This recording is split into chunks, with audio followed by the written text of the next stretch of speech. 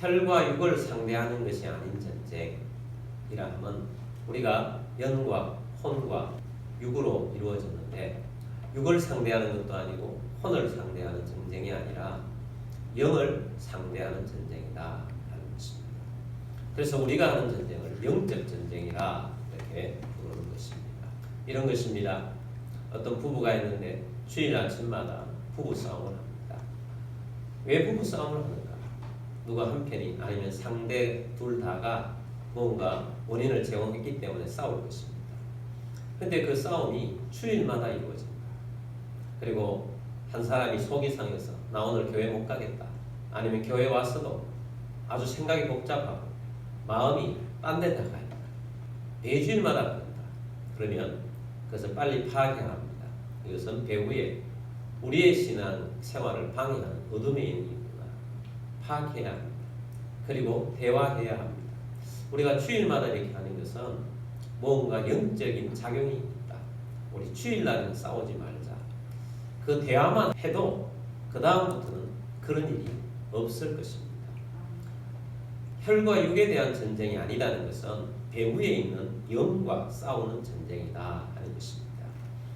이 전쟁은 작게는 가정에서부터 또 아니면 내 개인의 삶에서뿐만 아니고 온 세계 영역에 다 펼쳐져 있는 것이기 때문에 우리는 이러한 모든 영역에서 멀리 있는 것 같지만 멀리 있지 않다는 것입니다. 우리가 조금 전에도 기도했습니다만 헬로윈 데이 그 이태원 그 일이 멀리 있는 것 같지만 멀리 있는 것이 아닙니다. 우리나라에서 일어난 일이에요. 그래서 우리는 모든 영역에 있어서 우리는 관심을 기울이고 싸워야 하는데 사도 바울은 에베소서 6장 12절에서 우리의 실험, 우리의 싸움에 대해서 이렇게 말씀합니다. 우리의 실험은 혈과 육을 상대하는 것이 아니요 통치자들과 권세들과 이 어둠의 세상 주관자들과 하늘에 있는 악의 영들을 상대하니라. 우리의 실험은 우리의 전쟁, 우리가 싸워야 할 것은 혈과 육을 상대하는 것이 아니라 라는 것입니다. 혈과 육이 아니면 영적 대상이 있습니다. 지난주에 영적 대상을 사마귀 그렇게 이야기했잖아요. 사탄, 마귀, 귀신, 그들은 조직적으로 움직입니다. 자, 그런데 그 상대하는 대상을 네 가지로 말씀을 하고 있어요.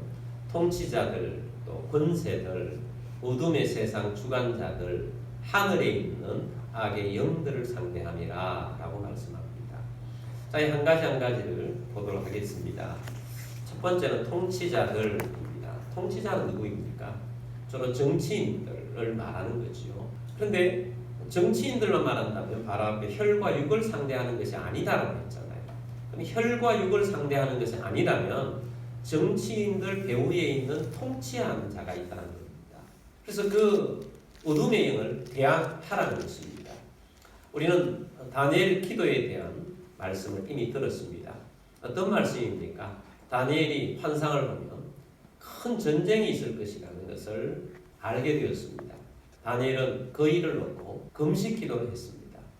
금식 기도를 시작하고 21일째까지 기도를 하는데 21일째 천사가 하나님의 응답의 메시지를 갖고 왔습니다.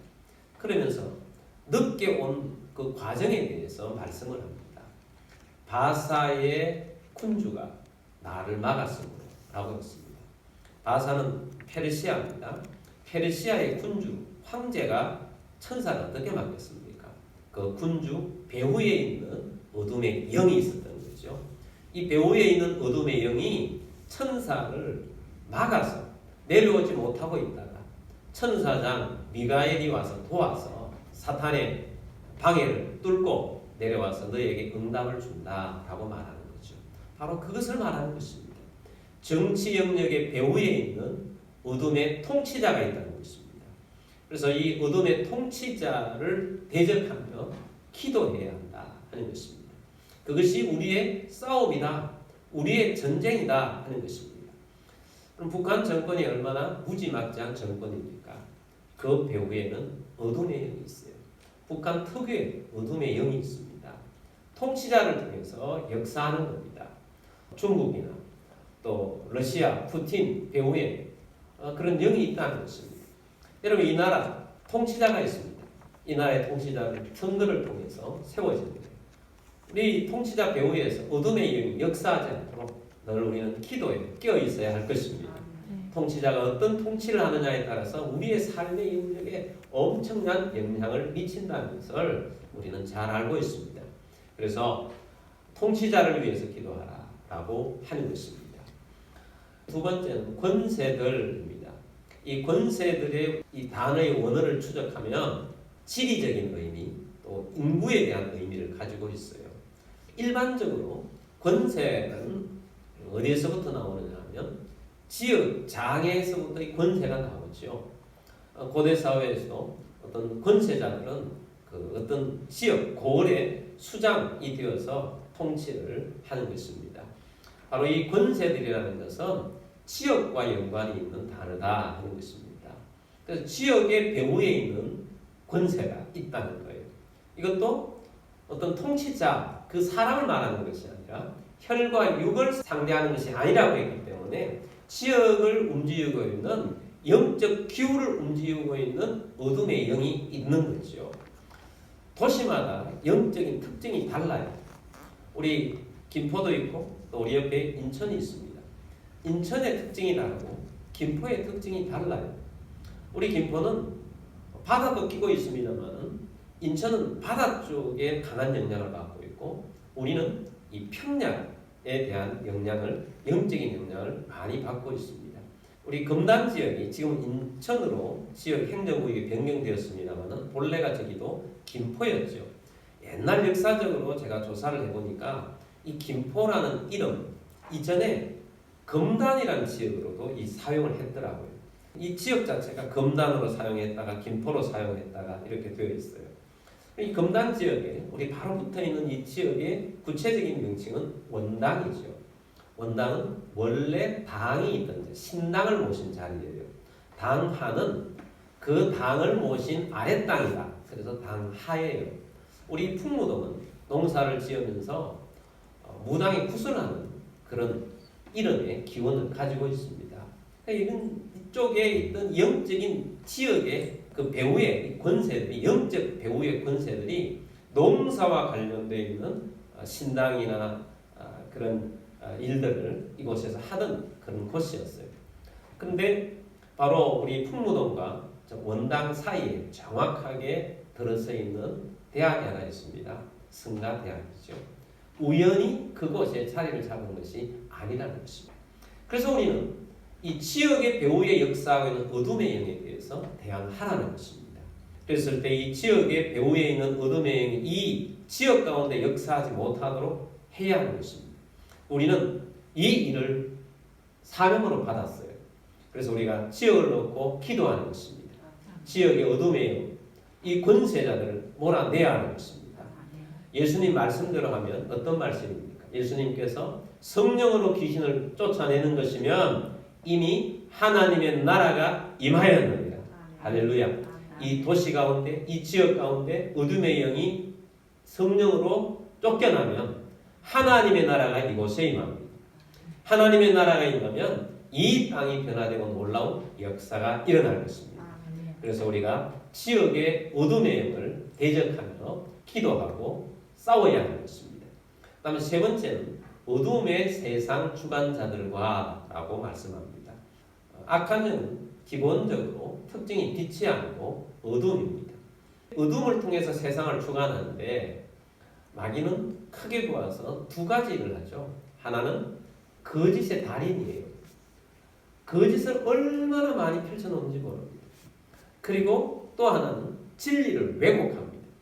진리가 거짓이 되고 거짓이 진리가 되도록 하는 것이 사단이 잘 하는 것이라는 것입니다. 그것을 가장 잘 나타내주는 성경 말씀이 있는데 사단이 광명의 천사로 나타난다고 그랬어요. 광명의 천사. 거짓인데 분명히 거짓인데 자기가 빛인 것처럼 나타낸다고 하는 것입니다. 이것이 종교의 영역에 나타나면 많은 종교를 만들어내죠. 종교를 진리라고 만들어내는 거예요. 그 다음에 이 어둠의 영이 교회를 통해서 역사하며 많은 이단들을 만들어내는 거죠. 광명의 천사로 과장을 해서 진짜를 가짜로, 가짜를 진짜로 바꾸어서 나타나는 겁니다. 그래서 많은 이단들이 거기에 빛이 있는 줄 알고 많은 사람들이 거기에 따라갑니다. 그래서 영적인 혼란함을 주는 거죠. 그리고 또 사상의 배후에 있습니다. 사상이 많은 잘못된 사상들을 만들어내고 그게 진리인 줄 알고 사람들이 따라갑니다. 많은 잘못된 사상들을 만들어내서 오늘날도 그것이 진리인 줄 알고 따라갑니다. 근데 그것이 사실을 알고 보면 굉장히 거짓에 기반을 두고 있습니다. 철학적인 사상 이런 것들을 만들어내면 전 세계가 그냥 그 한꺼번에 그 모든 것으로 몰려가게 되어 있습니다. 공산주의, 사회주의 이런 사상들이 있잖아요. 이 사상의 결과로 보면 이게 엄청나게 잘못된 것이다 하고 이미 다 결과가 판결이 났지 않습니까? 그래도 불구하고 오늘날은 여전히 이 사상을 가지고 세상을 통치하려고 또 전체주의로 세상을 만들어 가려고 하는 그런 수많은 사람들이 일어나는 이유가 뭐겠습니까? 그 배후에 어둠이 있다는 것입니다. 근데 공산주의가 그 자체도 이론도 나쁘지만 우리가 볼 때 분별해야 될 때 무엇을 분별해야 하면 목적을 위해서 중간의 과정을 수단과 방법을 가지지 않는 이론을 가지고 있다면 그건 사단이 만들어낸 것이라고 생각하면 됩니다. 어떤 목적을 이루기 위해서는 중간에 거짓을 썼고 폭력을 썼고 그렇게 해서 그것을 이루려고 한다면 그것은 잘못된 것이라는 거예요. 공산주의 혁명을 일으키는 것들이 다 그런 것들입니다. 그리고 종교의 영역에 들어오면 이단 쪽에 신천지가 그렇잖아요. 신천지가 자기의 목적을 수행하기 위해서 교회에 가만히 들어와서 교회를 파괴해버리잖아요. 수단과 방법을 가리지 않습니다. 거짓을 섞습니다. 이런 것들이 다 이 어둠의 세상 주관자들이 움직이는 역사라는 거예요. 그래서 우리가 이런 것들을 잘 분별해야 합니다. 진리는 무엇입니까? 진리 가운데 산다는 것은 수단도 좋아야 돼요. 수단도 건강하고 정직하게 해야 되고 결과도 좋아야 돼요. 우리 성경에서 제시하는 것은 수단 나쁘게 하지 말라는 것입니다. 방법 나쁘게 하지 말라는 것입니다. 그러면 하나님께서 좋은 결과를 주신다라고 말씀을 하는 것입니다. 그러므로 여러분 우리가 이 어둠의 세상 주관자들 이 어둠에 역사하고 있는 이 어둠을 대적해서 기도하며 우리는 그곳에 빠져들지 않도록 해야 한다 하는 것입니다. 그리고 네 번째는 하늘에 있는 악의 영들을 상대함이라. 성경에서 사탄이 지배하는 것을 공중 권세 잡은 자라고 표현을 하고 있죠. 하늘에 있는 악의 영들, 이 역사는 영적 하늘이 있는 것입니다. 결국 이 하늘에 있는 악의 영들이 궁극적으로 목적하는 것은 한 개인을 어둠으로 집어넣는 것입니다. 할 수만 있으면 믿는 자들도 쓰러뜨려서 밀가부르도 하려고 천국에 놓았다고 성경은 말씀하고 있습니다. 그래서 하늘에 있는 악한 영들은 집단적인 어떤 분위기를 통하든 아니면 개인적으로 격파를 하든 개개인이 하나님의 사람이 아니라 어둠의 사람, 미신을 믿는 사람, 그래서 인생을 도둑질을 하고 멸망하는 데까지 이르고 그 과정을 통해서 사단이 자기가 경배를 받으려고 하는 그런 어둠이 바로 하늘에 있는 악의 영의 목적이기 때문에 우리의 싸움은 통치자들과 권세들과 어둠의 세상 주관자들과 하늘에 있는 악의 영들을 상대하는 것이다 하는 것을 우리에게 분명하게 말씀하고 있습니다.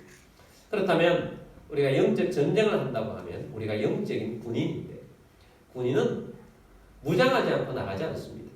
왜냐하면 싸워야 하기 때문입니다. 싸우는 데는 방어 무기가 있고 또한 공격하는 무기가 있습니다. 그래서 성경은 우리에게 방어 무기와 공격 무기를 취하고 나가라고 합니다. 11절 말씀 보겠습니다. 마귀의 관계를 능히 대적하기 위하여 하나님의 전신갑주를 입어라. 아멘. 마귀의 관계. 마귀가 우리를 넘어뜨리려고 여러 가지 관계, 거짓으로 뿌려놓은 이런 모든 것들을 대적하기 위해서는 하나님의 전신갑주를 입어라 라고 말씀합니다. 그래서 우리는 머리부터 발끝까지 싸울 무장을 하고 언제나 싸우는 영적 군인이라는 사실을 잊지 않는 우리들이 되기를 바랍니다. 자, 하나님의 전신갑주를 입기 위해서 어떤 머리부터 발끝까지 무장을 해야 하는가 하는 것을 14절부터 18절까지 말씀을 보면서 짧게 7가지 우리 머리부터 발끝까지 무장하는 것을 보도록 하겠습니다. 14절 말씀입니다. 그런즉 서서 진리로 너희 허리띠를 띠고 의의 호심경을 붙이고. 자, 여기 2가지가 나타나요. 하나는 서서 진리로 너희 허리띠를 띠고 또 의의 호심경을 붙이고. 자, 첫 번째는 진리로 너희 허리띠를 띠라는 것입니다. 군인이 전쟁하러 나가는데 허리띠를 띠고 있지 않다. 허리를 묶지 않았다. 그럼 바지가 내려가고 치마가 내려가고 갑옷이 내려갑니다. 아무리 좋은 갑옷을 입었다 한들 허리띠를 띠지 않으면 내려가는데 전쟁을 어떻게 할 수가 있겠습니까? 근데 여기 허리띠는 뭐냐? 진리라는 것입니다. 진리라는 허리띠를 딱 묶으라는 것이에요. 이것을 묶지 아니하면 바지가 내려가 싸우지도 못할 뿐만 아니라 부끄러움을 당한다는 것이에요. 수치를 당할 뿐입니다. 우리 예수를 믿으면서 진리에 서지 않는 사람들은 세상 가운데 손가락질을 받고 수치를 당합니다. 그럼 진리는 뭐냐? 진리는 예수님 본인이 진리라고 말씀하셨어요. 내가 곧 길이요 진리요 라고 말씀하셨어요. 그래서 우리가 믿음의 사람은 마음 중심에 누가 계셔야 한다? 진리이신 예수님이 계셔야 하고 또 성령님이 진리의 영이세요. 성령 충만함을 받으라 라고 말씀하는 것입니다. 성령 충만함을 받을 때 진리로 가득하게 될 것이고 또 말씀이 진리예요. 말씀이 우리 가운데 와서 말씀으로 우리 가운데 역사하는 것입니다. 그래서 말씀 안에 사는 것이 진리예요. 말씀으로 허리를 동이지 아니하면 말씀 앞에 살지 아니하면 허리에서 이 바지가 흘러내려서 수치를 당할 수밖에 없어요. 그래서 우리는 늘 말씀 앞에서 살아야 합니다. 매일 큐티도 하고 들었던 말씀을 묵상하고 말씀으로 살려고 해야 하는 것입니다. 진리로 너희 허리띠를 띠고 이것이 첫 번째 전신갑주예요. 두 번째는 의의 호심경을 붙이고 호심경은 가슴에다가 붙이는 갑옷을 말해요. 가슴에 붙이는 이유는 가슴 안에 가장 우리 생명에 중요한 것이 있죠. 치명적을 이기면 안 되는 것이 바로 가슴 안에 뭐가 있습니까? 심장이 있어요. 우리 심장. 심장이 칼에 찔리거나 활을 맞거나 또 창에 찔리면 우리는 곧바로 즉사할 수 있는 것입니다. 그래서 심장을 보호하는 거예요. 오늘날에는 뭐 어떤 중요한 일을 하러 갔던 경찰이나 하러 나갈 때는 이 방탄조끼를 입고 가죠. 방탄조끼의 중요한 이유는 이 가슴 안에 있는 장기들을 보호하기 위함이에요. 자, 이것은 이 보호하는 막은 뭐로 보호하는 거냐? 의라고 했어요. 의. 우리 성경에서 말하는 의는 2가지가 있습니다. 하나는 예수 그리스도의 의입니다. 여러분, 우리는 죄인입니다. 그러나 우리는 또한 의인입니다. 우리가 의인인 이유는 예수 그리스도를 믿기 때문입니다. 예수 그리스도를 믿으면 예수 그리스도께서 우리에게 의의 옷을 입혀주는 것입니다. 그래서 우리는 의인이 되는 것입니다. 그래서 사단이 우리를 아무리 참소하려고 해도 너 죄인이야. 너 죄인이 뭘 한다는 거야. 그렇다고 한다 할지라도 아니야. 나는 예수 그리스도의 의의 사람이야. 이것이 내 가슴을, 내 심장을 보호하는 의라는 것이에요. 그리고 또 하나의 의는 바로 말씀대로 살아가는 거룩한 삶이 의인 것이요. 우리 그리스도인들은 이제 말씀 안에서 살려고 해야 하는 것입니다. 말씀 안에서 살아갈 때 이 의가 나를 보호해 주는 거예요. 그리스도인이 힘이 없는 이유는 뭐냐? 생활을 엉망으로 살기 때문입니다. 내 자신이 믿음의 사람으로 잘 드러내지 못하고 확신 있게 살지 못하는 이유는 내 삶이 의에 부합하지 않는 삶으로 살아가기 때문인 것입니다. 그래서 우리는 의로 무장하기 위해서 말씀 안에서 거룩한 삶, 성결을 유지하고 믿음으로 살아가야 할 것입니다. 그래서 심장을 의로 보호하라 라고 말씀하는 거죠. 15절 말씀 보겠습니다. 평안의 복음이 준비한 것으로 신을 신고. 자, 이 말씀은 평안의 복음이 준비한 것으로 신을 신는다는 것은 전도예요. 그래서 세 번째 우리가 살아가야 할 방법, 무기는 뭐냐? 전도하는 것입니다. 전도는 무엇으로 하는 것입니까? 복음을 전하는 거예요. 복음으로 전하는 사람에게 중요한 것이 있습니다. 내가 예수 그리스도를 믿는 이유를 확실하게 아는 사람이 전도를 하죠. 내가 왜 전도를 하는가? 너는 누구인가? 나는 그리스도인이다. 왜 당신은 그리스도인이 되었습니까? 이 질문에 대해서 여러분은 어떤 대답을 하겠어요? 확신이 있어야 됩니다. 튀어나와야 돼요. 나는 예수께서 나를 위해 십자가에 달려 돌아가셨기 때문에 나는 구원받은 사람이 되었기 때문에 나는 그리스도인입니다. 이 놀라운 사실 앞에 나는 흔들리지 않습니다. 이 사람이 믿음의 사람이고 이런 사람이 이 복음을 전하는 것입니다. 왜냐하면 나도 믿고 구원받고 당신도 믿어서 구원받아야 됩니다. 이것보다 더 중요한 사실은 없습니다. 라고 말하는 것이 전도입니다. 그래서 이 전도하는 말이 세상에서 가장 아름다운 말이다 라고 성경은 우리에게 말씀하고 있습니다. 16절 말씀 보겠습니다. 모든 것 위에 믿음의 방패를 가지고 이로써 능히 악한 자의 모든 불화살을 소멸하고, 네 번째는 모든 것 위에 무슨 방패를 가지라? 믿음의 방패를 가지라. 믿음의 방패, 전쟁터에 나가서 방패를 가져야 할 이유는 이로써 능히 악한 자의 모든 불화살을 소멸하고, 악한 자, 사단이 우리에게 여러 가지 방법으로 불화살을 쏘아대는 것입니다. 모든 불화살, 이런 불화살도 쏘아대고 저런 불화살도 쏘아대기 때문에 방패를 가지고 막는데, 우리가 가진 방패는 무슨 방패냐? 믿음의 방패라는 것입니다. 믿음이 있으면 아무리 불화살을 쏘아댄다 할지라도 흔들리지 않는다는 거예요. 내가 믿는 예수님께서 나와 함께 하시기 때문에 기적을 베풀어 주실 것이다. 어떤 사람이 그렇게 이야기합니다. 너는 예수, 밤낮 예수 믿는데 너 왜 그렇게 사냐? 내 삶의 모습이 왜 그러냐? 그런다 할지라도 우리의 믿음은 뭐냐? 내가 지금은 이런 상황이 있다 할지라도 내가 믿는 예수님께서 이 상황을 해결해 주실 것이다. 믿는 거죠. 내가 믿는 예수님께서 나를 치유해 주실 것이다. 내가 믿는 예수님께서 내 지금 어려운 상황에 있는 이 빠져있는 것에서 건져주실 것이다. 내가 믿는 예수님께서 우리 가정을 보호해주고 지켜주실 것이다. 이 믿음이 있을 때 어떤 것이라도 다 막을 수가 있다는 거예요. 불화살을 쏘아야 됩니다. 그렇지만 믿음의 방패를 가지라는 거예요. 여러분 믿습니까? 이 믿음의 방패를 가지고 사는 여러분들이 되기를 바랍니다. 17절 말씀 보겠습니다.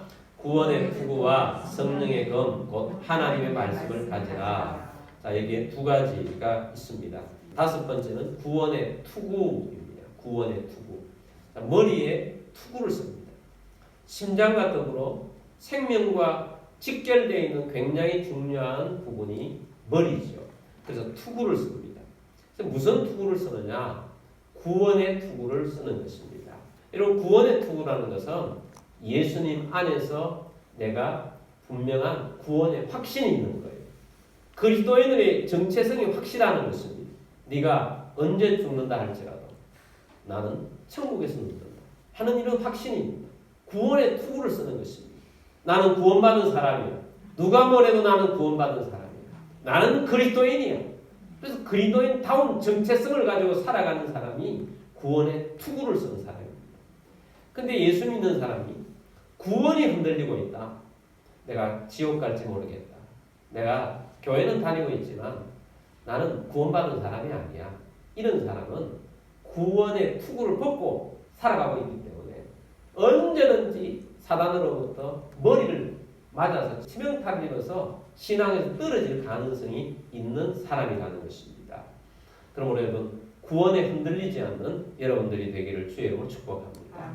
그 다음 여섯 번째는 성령의 검, 곧 하나님의 말씀을 가지라. 성령의 검, 성령님께 주신 말씀의 검을 가지고 나아가라는 것입니다. 한 손에는 믿음의 방패를 가지고 한 손에는 검을 가지는데, 칼을 가지는데 성령님께서 우리에게 들려주신 말씀의 칼을 가지라는 것입니다.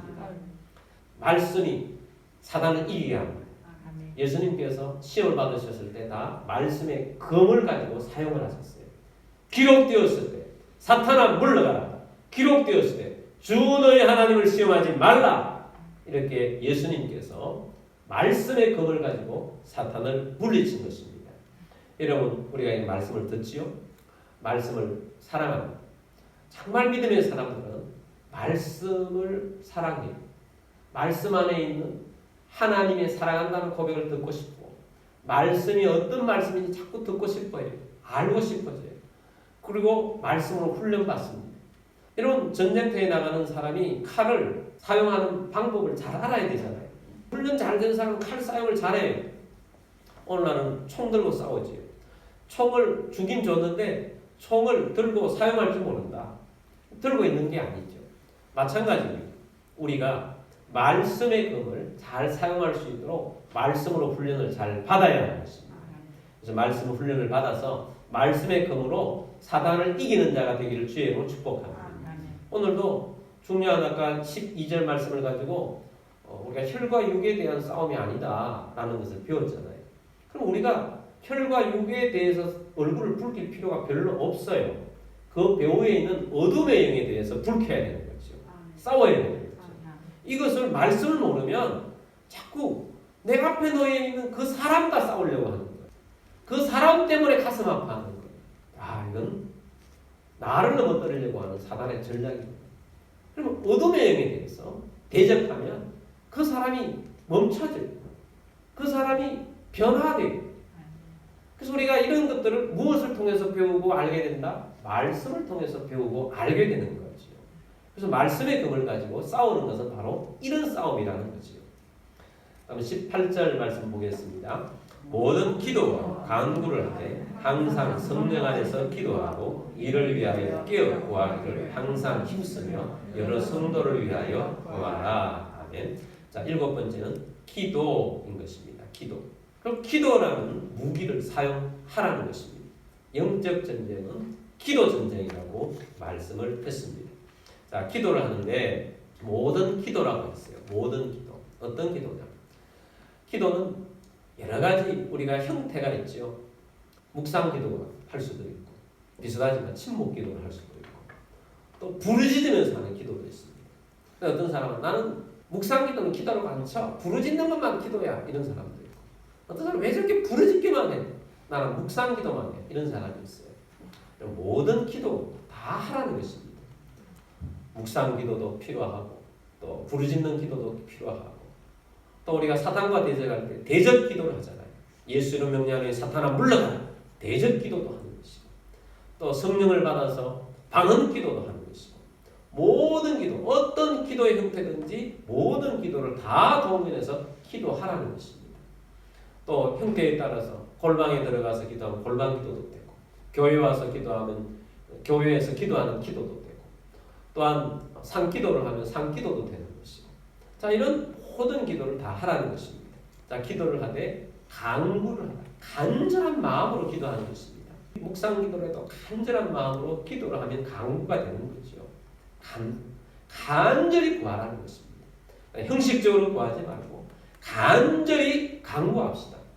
그리고 항상 성령 안에서 기도하고 항상 성령 안에서 기도하라라는 것입니다. 우리는 성령 충만해야 돼요.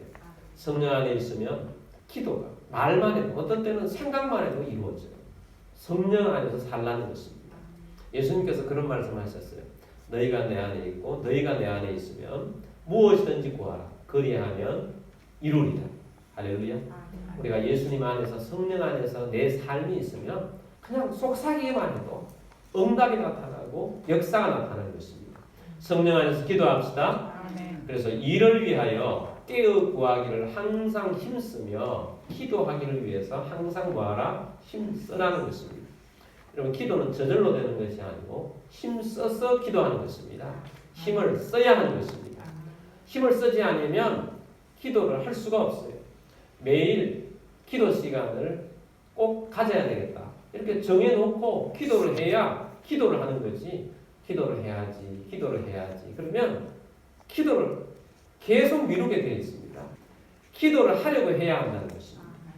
지난 수요일 날 우리 교회 예전에 베이스 기타도 좀 잠시 쳤던 청년이 수요 예배에 참여를 했어요.